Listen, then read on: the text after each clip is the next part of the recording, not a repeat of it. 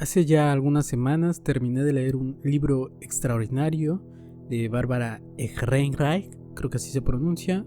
No creo volver a pronunciar el nombre de la autora durante todo el video porque, como lo han visto, soy malísimo para pronunciar apellidos de lenguas que desconozco. El libro que les digo que terminé de leer se llama Sonríe o muere, la trampa del pensamiento positivo. La autora utiliza mucho durante este libro el término positivo en vez de optimismo o optimista. Yo voy a utilizar el término optimista porque me parece que es más indicado, por lo menos en habla hispana, aunque es bien cierto que tienen un origen común, el optimismo y el positivismo. A final de cuentas, tendemos a relacionar más el positivismo con la rama filosófica del siglo XIX, entonces creo que es del siglo XIX, perdón si me equivoco. Entonces preferí utilizar el término optimismo para que quede más claro a qué se refiere la autora y qué critica.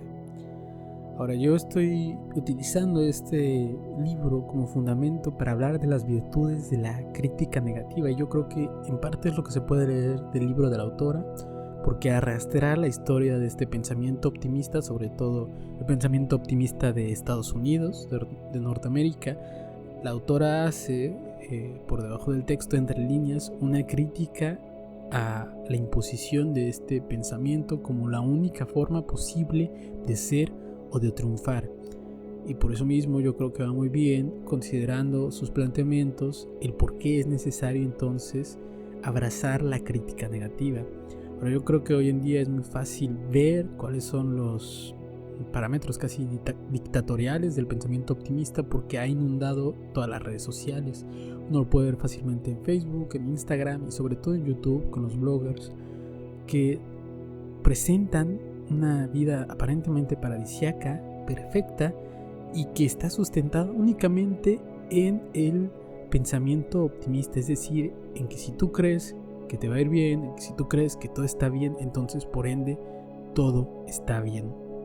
Hace no mucho hace más de un año en realidad creo, se dio el caso de una famosa usuaria de Instagram que dijo que en realidad toda su vida era falsa, que las fotografías que subía a esa red social generalmente eran una de cientos de fotografías, que todo era pose, y que estaba cansada de llevar una vida falsa porque era terriblemente agotador actuar de una manera que ella no sentía.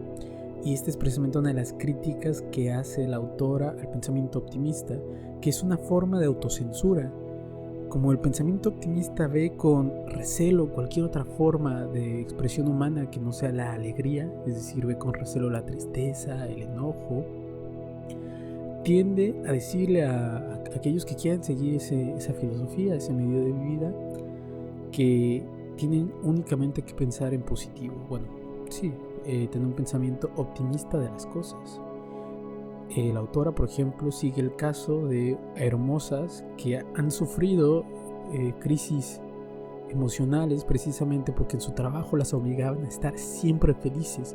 Y claro, es una fachada que es difícil mantener y que después de mucho tiempo termina uno desgastándolo.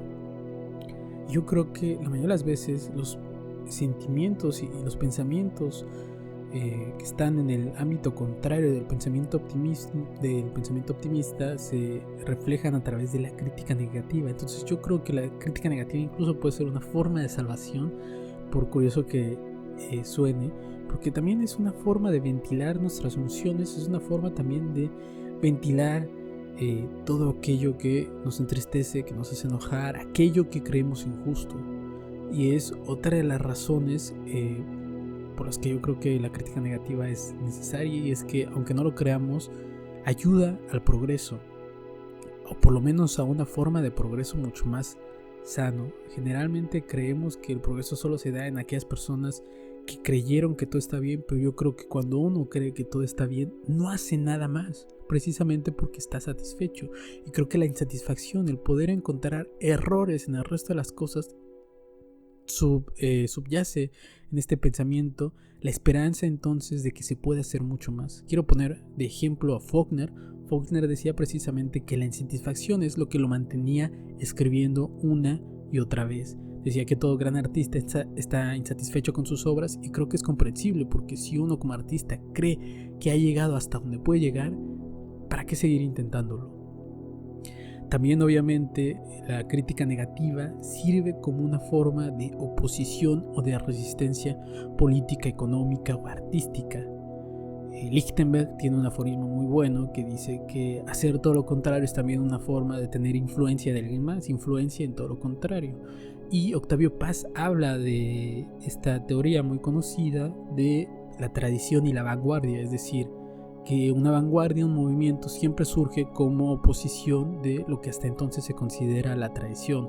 Y ustedes ya saben, por ejemplo, que al neoclásico se opuso el romanticismo, y el realismo se opuso al romanticismo, y las vanguardias se opusieron al realismo, etcétera, etcétera. Es decir, aunque no lo creamos, la crítica negativa, esa oposición, sirve no solo para enfrentar el mundo, sino incluso para cambiarlo y para hacer un progreso. Y recupero lo que decía un poco antes, que sirve también como resistencia. Y Bárbara pone de ejemplo, perdón que la llame de nuevo con su nombre, pero es que los apellidos se me dan muy mal. La autora pone de ejemplo a un crítico dentro del famoso banco Lehman de Estados Unidos, que como muchos de ustedes sabrán, durante la crisis del 2008, si no mal recuerdo, quebró. Precisamente uno de sus trabajadores, que tuvo un posicionamiento crítico a la forma en que estaban manejando el dinero este banco, fue despedido, y a los 2 años el banco quebró, precisamente porque dentro de las estructuras empresariales, y eso es lo que más critica Bárbara Ehrenreich, está este pensamiento optimista que da una visión color de rosa a todo. Entonces, frente a los fallos económicos, frente a los peligros económicos a los que se enfrentarían estas empresas, en vez de manejarse con cautela y de aceptar que ahí hay un error, que ahí hay un peligro, piensan que todo es oportunidad. Y claro, la burbuja tarde o temprano termina reventándose. Este es otro de los argumentos que da la autora, y es que aquellos que tienen una visión pesimista, o por lo menos no tan optimista de la realidad, tienden a sufrir menos, a caer menos en la depresión, cuando efectivamente la realidad les confirma que aquello que pensaban, aquella visión pesimista que tenían, era más cercana a la realidad.